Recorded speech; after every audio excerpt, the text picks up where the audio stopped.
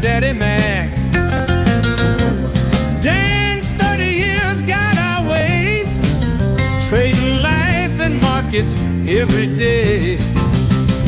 Rusty's chained to the mines, digging deep day by day. But when Option Omega releases new features, he's free to come out and play option.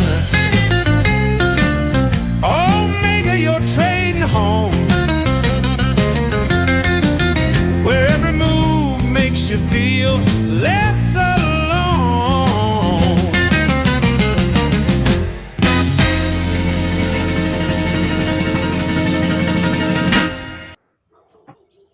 Good morning, everybody.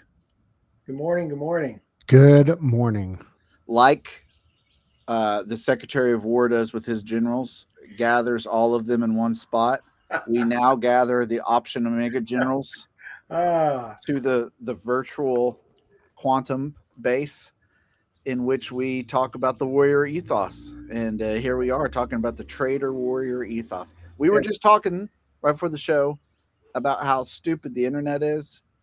And we also recognize that we're just slaves to just doing the internet show. We're just 10 minutes of just how it really has destroyed all of our brains. And we're like, well, we got to go live on this internet show we've got this morning. Let's deal with it, yeah. But we're all here and we're all addicted, so you might as well have fun together. So shout out, everybody.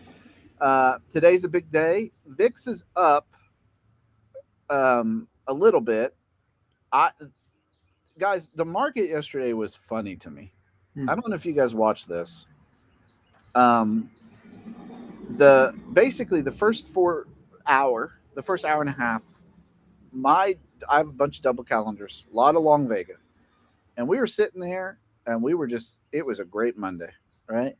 And then Dan and I went to a steakhouse and ate lunch, and I went to go pee one of 400 times, and I checked the market, and basically everything was gone. It was all gone. Yeah. And then the last 15 minutes of the day, everything reinflated. Did you notice that? I didn't notice the end of the day of that. Yes, but yes, it did reflate.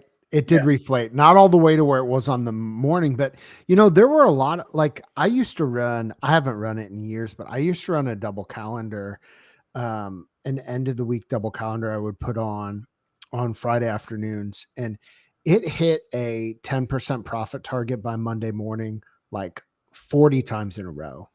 Like, it was just, in 2022, there was a crazy season, and that stopped, and I stopped running it because I had some other different, better ones. But it's common Monday morning. I mean, there's a lot of times vol up. It's great for Vega trades. But yeah, Troy, it did feel like the vol got sucked out and then reflated a little bit on not a ton of movement. That being said, we did have kind of an unnatural gap up yesterday morning. We did have that was a pretty good sized gap. Although less, when the market's pushing 7,000, a 40-point gap ain't what it used to be. That's not right. Like a 40-point gap when you're at 4,900 like we were in April. I think it's interesting. Like, what's fun to me is to think through. Now I'm a little, when you're buying as many puts as I do, like, you get a little conspiratorial. Yeah.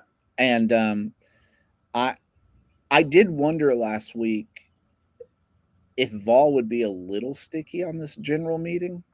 Yeah. Because people, it is a weird thing. I mean, like, I'm not, it's weird. Could be, but it's a weird thing when the Secretary of War calls the every general in America to one location around the world, right? Around the world. Yeah. I mean, for anybody who doesn't know what we're talking about, Trump made I would argue, sweeping changes to the leadership of the U.S. defense, including renaming the department, right, to the Department of War. Americans don't defend anything. Right. Go to war. Yeah. One could argue that in recent years, that's a more accurate name. That is very true. It's very true. A more honest name. Not to get political. So no, this is another show. but there were all these generals that were flown in, and you hear the term unprecedented a lot, but it's something that doesn't seem to happen very much. And so the two takes that I saw most common were there's some sort of military event, or more probably there's some sort of cultural event among the military and the ethos of what the military is there for, and some of the more cultural concerns. And listen, if you're running a big organization and you want to get everybody to get on the same page, there's worse things to do than get everybody together. Now, you can argue that flying these people in from all over the world, whatever, this is another show. None of us are experts, but it did attract some headlines. And so there was that. And Pete Hegseth is I guess is he the Secretary of War now? Or Secretary of War, yeah. They were. Oh, is he? Okay. Yeah. And I'm going to go ahead and out on a limb and say, I mean, with all humbleness, I consider myself a bit of an expert on it. Okay. I'm just kidding. Here we go. If I was a general, this is why I'd be a terrible general. I would go, or a Secretary of War, whatever. Secretary of Puts. Troy's the Secretary of Puts. Well, so this is where the conflict of interest would come in, because I would tell these generals, if I had 800 generals, I'd say, guys, listen, here's the deal. VIX has to be 80 by Wednesday, and it needs to be back down to 20 by Friday. Or you're all fired. I like it. I like it. Peace and strength, Pax Romana. Yeah. Let's roll. So anyway, I did, you don't know if every day, if you're going to have those are interesting ones. Those are fun to me personally, just to watch the market. Is there some people say there's nothing to do with it. The market's not responding to that at all. There's a little part of me that thinks maybe VIX is a little stickier than it would be just on something like that. And anyway. if you look, Troy, I mean, we're talking about, and I just want to comment on that real quick, but you have the potential that could move the market. A good opportunity maybe for a Rick would be the shutdown tonight that might be a little different than past shutdowns. It could move the market tomorrow. But going to this general meeting, I just think about it, call it a love fest, right? That all these generals get together. But do you call a love fest? Do you call a love fest at a moment's notice and say, I love you guys so much, I need you here immediately. Every general, I need to I mean, if it was a love fest, you think it'd be 3 months of planning, bring your wives, bring your dogs, whatever you want. This sounds it's almost like an impulsive, 3 a.m. That's it. Or it's, I mean, we can, I don't know. And I have no idea, but I don't have any, I could Option Omega Crossfire, Option Omega, Hannity and Combs. Edition. Oh man, that's going back. That's going back. I used to watch that. that show. Listen, I was a young little Republican. I used to watch that show. A young little Republican. I mean, listen, I would watch that show 2001 every night. That was what happened to Combs? Yeah, what happened to Combs? He died. Oh, did he really? Yeah. What was his first name? Alan Combs, I think. I think you're right. I think you're right. Alan Combs. That's right. It goes way back. Anyway, I really have based most of my online persona around 2001 Bill O'Reilly. That's doing it live. O'Reilly fact. Just wait, was he? That was O'Reilly. That was Inside Edition. Inside Edition was when he did yeah, but was 2001? That was the O'Reilly Factor, and he was not on Inside Edition anymore. Right? No. Yeah, he was on Fox. Okay. Now is he on? Is O'Reilly still around, Troy? I think he just does gold commercials.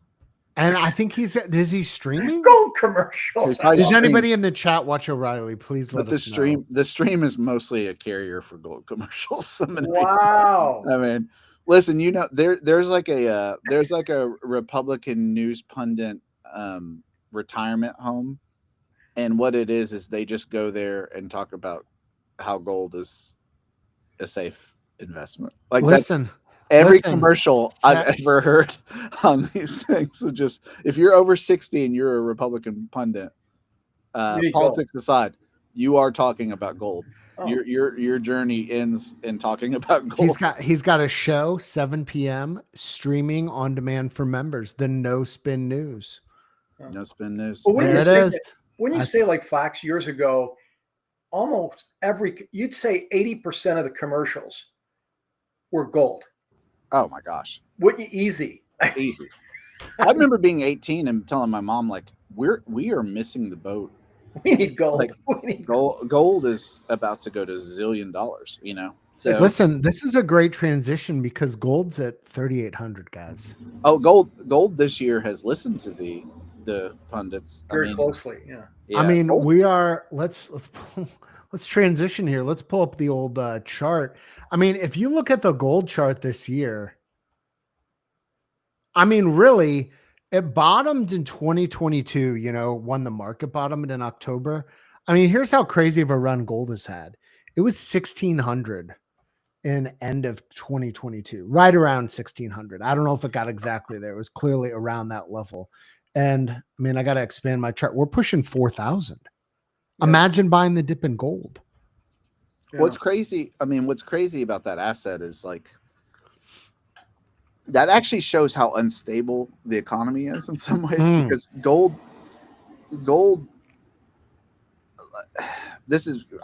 Peter Schiff has entered the chat. That's right, Tom. Shout out, Tom. What did Tom say? Tom's my boy. Peter Schiff has just entered the chat because Peter Schiff was like the, oh man. I mean, he was one of the OG gold bugs. He's the Willy Wonka of gold bugs. Like Is he really?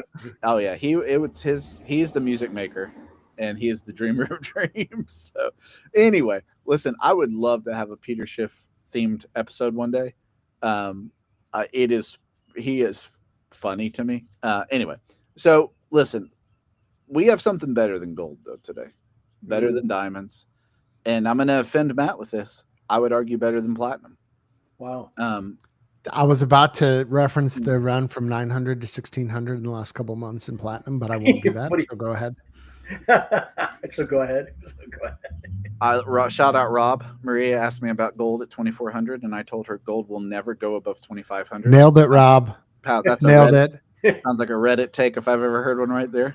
Just the definitive. The Discord had a good little chat yesterday about Reddit.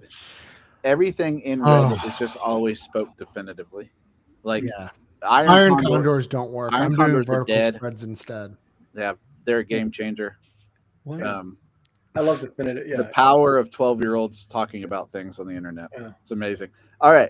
So listen, we are continuing Butterfly Week. If you remember, it's like Shark Week on Discovery, but it's Butterfly Week and it's options. We had a NATO of a test yesterday, I would argue. It was a huge margin, wind in the air, sharks being thrown everywhere. You can get bit a mile off the coast. You know, these things, you know, but that was Monday. We had to lead in with that. Today, we're going to go a little bit smoother waters. The sharks there are still sharks, but the sharks are going to stay in the water today. And that's something that I think we can all appreciate. Right? I mean, guys, I don't know about you. I don't like sharks flying through the air. I'm just going to say it. Not a fan. Yeah. I'm not a fan of it. And so we're going to look at a butterfly that is also long delta. It's also out of the money, but it is a little bit smoother. And so I give you the Orb Call Butterfly. Oh, Matt. This is an old one. This is an oldie that's updated for this year, updated through the dates. What do we have here? I mean, it's a pretty straightforward. You buy a wide fly at the money on an opening range breakout to the upside and do nothing. You just let it expire. That's it. Just wins a little less than half the time, and you aim for bigger winners and losers. That's it. It's the goal. I would argue it's the gold of Orb Call Butterflies. It's the inflation hedge of gold or butterflies. I mean, it's pretty straightforward, right? You wait, to Matt's point, you wait before it's above 10:30 opening range breakout, 9:30, 10:30. Anytime between 10:45 and 12:15, if we break above that first hour range, we're buying it at the money call butterfly. I mean, basically, it's pretty straightforward. Now, what's interesting, we ran this back in, I think, April, and it was 11 more, I think. I want to run this a little bit because I want to show you some different things. We usually don't do this, but I think it's interesting to kind of dissect this a little bit. Okay, so year to date, we've got a 7.3, right? And, you know, it's kind of what it's not smooth. I mean, but that you're buying it at the money. It's that kind of expected to be. You're going to have some ups, you're going to have some downs of this thing. Dan, when you look at something like this, I mean, you're taking a shot, but it is an expensive shot. You know, you're playing, it's $7, $8, $5. What is your thoughts on kind of buying at the money to take a shot on a breakout? Yeah, I mean, I like it versus yesterday's test. At least there's some reason to do it, right? I mean, you're looking at a breakout on the upside, right? Not, yeah. I don't mean it like that, but I mean, there's a little more. I like this test because it's not ridiculous. No. This is a focus at saying, hey, when we look like we're having a shot to go up, let's get long. Let's get a bit long. The only thing I look at this from so I like it over time, and you know, the market usually goes up. But the other thing I'd like to, I mean, just my quick thoughts, you know, different durations, number one, or number two, do you cut the margin? You know, that I'm looking at that upper long call is 80 points from the short. That's a long way, right? And so it'll eat up a little bit more margin. Do you bring that? Can you get away with maybe having that up 60 or something like that? So those are maybe in back testing, maybe a couple areas, you know, that you might play with days to expiration and the long. But yeah, I was trying to visualize all this in my head, Troy, and there's a model. Thank you, Troy.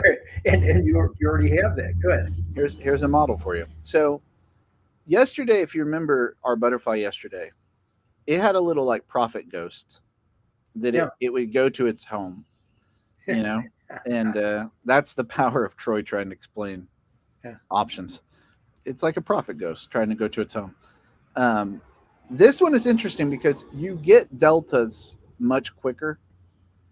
I mean, you know, based on if you put it at the 50 delta, so it's at the money. Now this is, you know, based on yesterday's close. You're starting, you know, with 32, 33 deltas, right? So I mean, you are 33 deltas long, you mean? Yeah. And so you are definitely rolling in deltas as you approach. If you go 20 points up, I mean, you're getting pretty close to like 89, 90 deltas. Oh yeah. And especially as time expires, and then it'll go off again. This range, you think of this is the beauty of, in my mind, of looking at this without the P&L. You see this delta range and you think, why there? What is that range of a Matt? Any guesses what I'm trying to even explain? No. Thank you very much. I appreciate it. Well, so Dan, I mean, like you look at the delta curve, right? And it's this curve, it's smooth, it's a little mountain, but then over time it starts flattening out at the top, right? Because why is the short? That's exactly right. So you put it back on the P&L and you look and you say, oh, I see. Okay. So we're approaching this tent where it's like you want to stay right there. You want to just be right here into closed, right? That's kind of where, and then you start falling off a cliff. And so this trade is interesting to me because it basically you're using the I always like Rusty and Matt and I talk about this a lot. There's people who trade you pick a date and time for the modeling tool to start from. Not quite. That's a back tester. Hi-yo. Hey, you need to be able to like think there's people who, when they trade options, they're actually kind of just trading futures with the wrong product. Interesting. Cook on that for a little bit. Well, so if you are only ever using deltas, you're actually trying your best to kind of get away from theta and gamma and rho, and you're only ever using deltas, you're kind of just using futures, right? Yes. You're using like futures at that point. For a good part of this trade, it is like futures. That's exactly right. Futures are just delta. I mean, when I'm explaining options to people, I start with delta of a stock because it's easy to understand. You buy a share, you got one delta, right? Yeah. Well, because of butterflies are interesting because of the gamma, your gamma is growing through time, right? And especially on the ascent. And so you've got gamma growing, right? And that is changing your delta. So I'm going to get rid of P&L here just to show this. So you have the gold line's gamma. You can see them down here. And this is based at the money at the time. And your green line's delta. So your gamma is going up to a certain point, right? And your deltas are going up as well. That's the power of options, is that you're not increasing delta through purchasing because of the leverage of the Greeks of options. You're able to gain deltas in an efficient manner. That's the thing of a butterfly. The fact that you can pay $700, how can you pay $700 for something and it just go to $2,400, that much of an increase without buying more of it? Well, because options have gamma, and the more gamma increases, the more your delta of that position increases, right? Yeah. And Troy, in a way, if you look at this trade, your first 3 hours of the morning, it is like futures, because the first 3 hours of the morning, essentially this trade is just long calls. The short call, because of its location and that upper strike long call, it's like they're hiding. They don't have anything to do with life the early part of the morning as we work our way up towards that short strike, unless we go too fast. And so that's where you get the pure leverage of the long call. And you could conceivably say, well, maybe I'll scale out as we get there. Once it starts getting too close to the short call, then you realize, hey, this thing is peaking. Why is it peaking? There's another part of this trade. I'm short 2 calls that usually aren't relevant. That's right. They could become relevant. So you have that choice there. Do you cash in? But what keeps you from cashing in is, like Troy did, as you go further, like right here, towards the end of the day, you're like, whoa, this is pretty serious stuff here, the green area. So it's this. What I like about this trade is you get that leverage factor of just long call, but you have to deal with a few things, right? You like the little bit of the benefit of the short call, but the benefits can turn into a disaster if we go up too much, too fast, too far. But so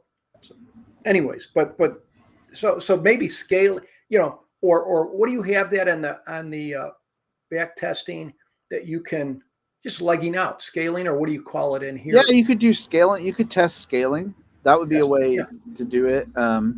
The other thing is, I mean, you're looking at, we also have this filter of above 3-day SMA. What is that doing? Well, you're basically saying, like, I want to be in an uptrending market. Yeah. To like give me a better shot at this.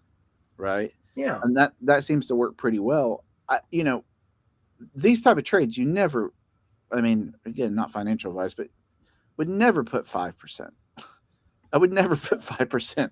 I would do probably 1%, because you're just taking a stab at it, right? You're not trying to, like, this isn't your whole life. It's 5%. You think about it, these are all numbers. And so I always try to visualize this of saying, like, if you had a pile of cash, if you had $100,000 cash, would you put $5,000 of that cash on this one trade? Maybe you would, maybe you wouldn't. But, to me, this is one of those that's a smaller bet because you want the odds to be in your favor. Almost a 47% win rate on something like this is pretty good. That, considering what it is, taking a shot. And considering, could you also use this, again, bringing up the word hedge? What if somebody has a lot of iron condors, 0-day iron condors, and if they go up, you get hurt a bit. And something like this could take the sting out on those big, crazy days. 100%. Yeah. Matt, you had a thought, but I wanted to make sure. No, I was just going to say, I see there's a lot of people who simply sell premium all day long, sell condors all day long. I get it. It does seem like an orb, an orb would be complementary to that type of setup in some ways. And, I've had this question a couple times recently about doing an orb on the OO automation platform using webhooks, and it must be out there somewhere. So just to address it for a second, the OO automation platform automates orbs the same way the backtest does. There isn't a webhook. So we actually put out a video this weekend. I dropped the link. Smash the like button, subscribe. It's down here in the corner. Yeah. Go watch that video. But it's just showing a simpler version of a different orb. And the other thing is, there's a lot of ways you can apply the backtester to an orb. And we're just talking about upside orbs, which maybe we should have a downside orb discussion one day. But there's a lot of ways of making it cheaper too. And that's kind of what the 3-day SMA does is the 3-day SMA, it's not a guarantee that it's going to be cheaper, but there's a good chance if the market's down big, the up moves can be big too. And maybe you don't want to do an orb like that. And that's kind of what the 3-day SMA can deal with. And that being said, though, there's a lot of things you can do with playing with the deltas and even doing maybe a farther out orb that hits less often, loses more often, but costs you less. So there's a lot of different ways to core the apple with this one.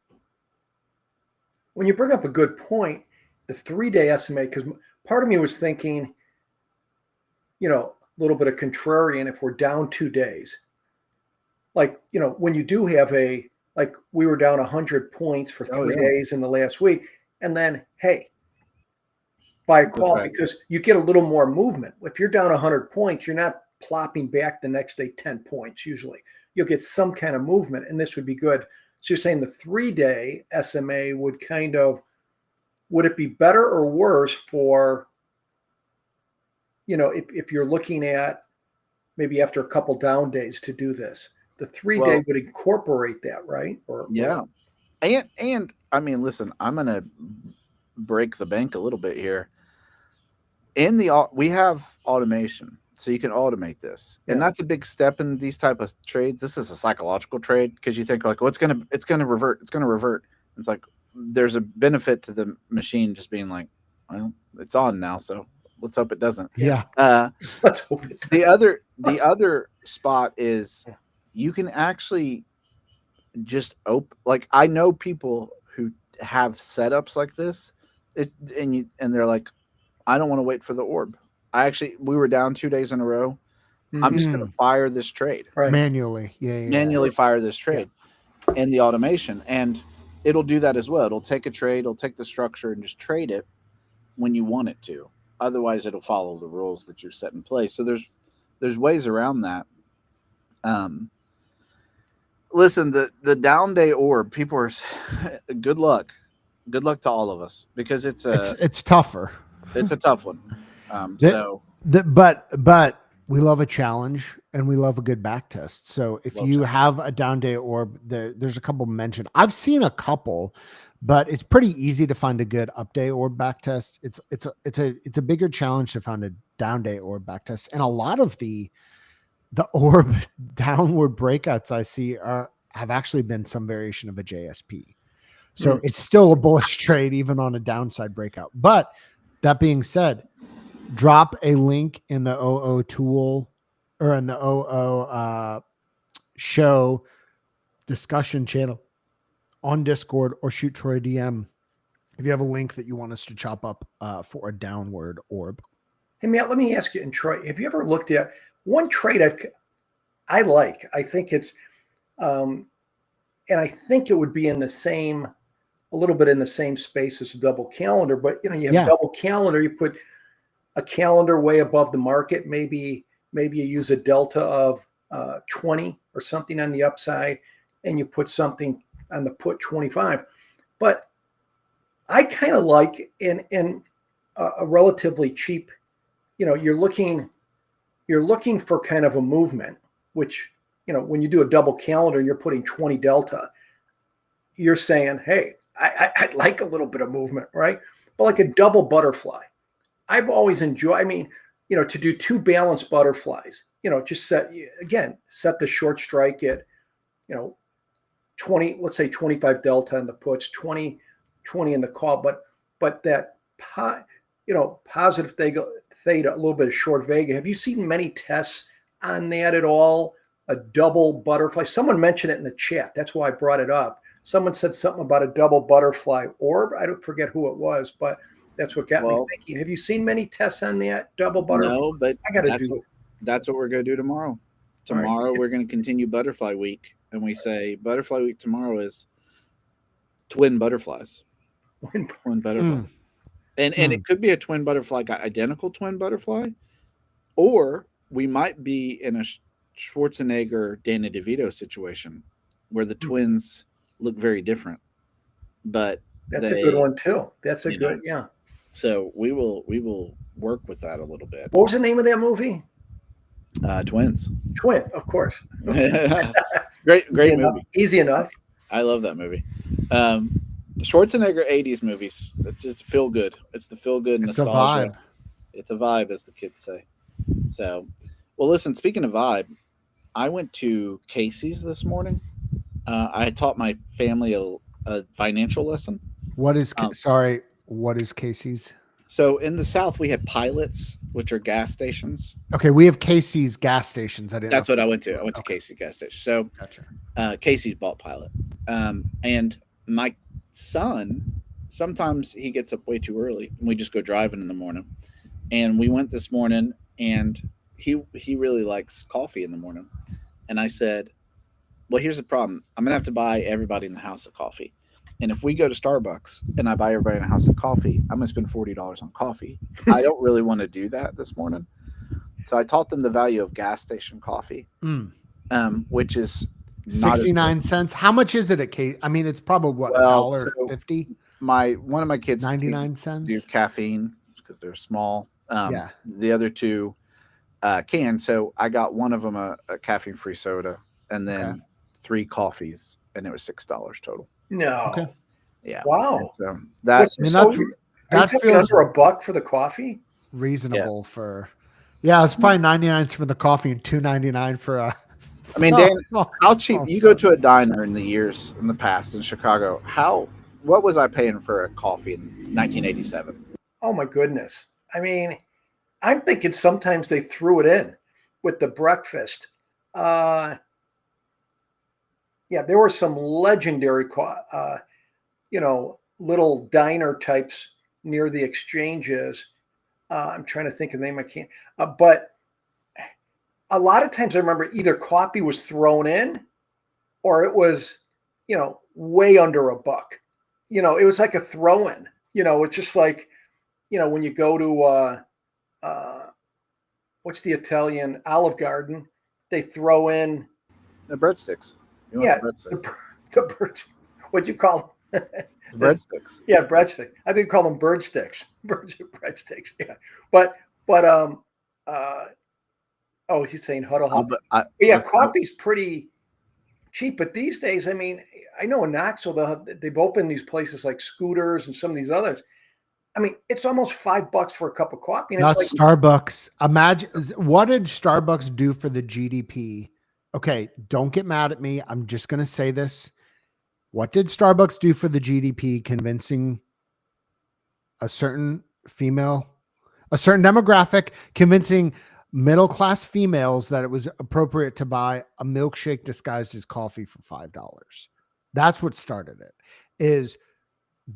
I can't even say, I don't even know what is a double mocha frappuccino, and it's some Italian word, and it's $6. That's what it reset the paradigm of what a coffee is. And I used to go to Starbucks to work because I used to work on the road and have a laptop and whatnot. And all day long, I would see a certain demographic of women who was out during the day. They'd come in and buy these coffees of $5, $6. And that reset what people were willing to pay for a coffee, I think. And now there's we have these knockoff Starbucks chains that I don't go there. I've never been to either of them, but there's one called Big B. There's one called Seven Brew. And I think it's basically an even more refined version of that model, to where a lot of these are just a drive-through. Because you go to a Starbucks and see a line out the door in the drive-through, which obviously the drive-through is outside, but you see the largest drive-through line will be Starbucks almost every time. You can't even get the conventional. Crazy. I mean, what gets me is you can't get a good old at these places these days. Hey, I just want a drip coffee. What? Say that again? Yeah. Just give me a. No. We can give you, the espresso. I go, I don't want espresso. But they don't have drip black coffee. Yeah. I was telling my son, I mean, trying to explain, like, people in the Depression, like, they're saving everything. They're saving the buttons from their shirts. They're saving, like, they just, they know the value of something. And I really do think about, like, ancestors of just, like, if my ancestors saw me order a $7 cup of coffee, they'd be like, are you out of your freaking mind? Yeah. Like, Americanos are my go-to, side note, good origami man. But even the Starbucks, to your point, Matt, like they got the model, but now you get people, this is what kills me. Pumpkin spice latte, which is just a pumpkin spice syrup. Yeah. That in a coffee. In a cheap coffee. Okay. And then charge $7 for it. Never had one. But now, I don't like them either, but now you can go to restaurants and they're like, we're going to do it right. We're going to do an origami pumpkin puree latte. And you're like, well, that sounds good. I bet that would actually be good compared to the pumpkin spice. How much is that, sir? That's $19. And you're like, that's $19. Are you crazy? Anyway, so listen, I say one thing for a show on Those Were the Days.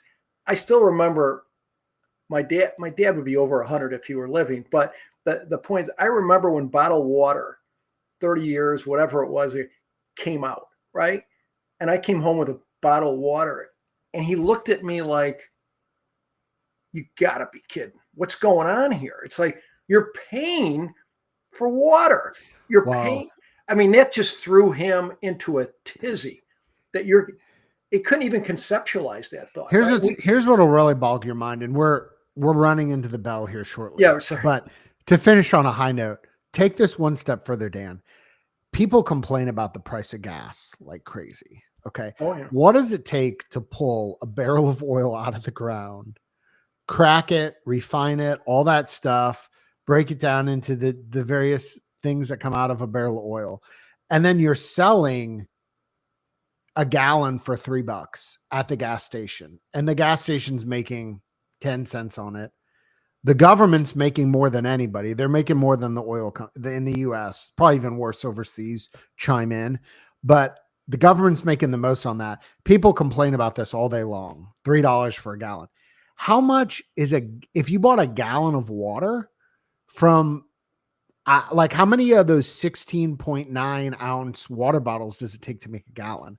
I don't know. We can do the math. Right. It's more than $3 a gallon for water, which you can get for free out of the tap. Well, listen, we have fully divulged into Hardee's on a Saturday morning. Here we go. And I love that. I'm here that for you. And I feel middle-aged men yell at cloud.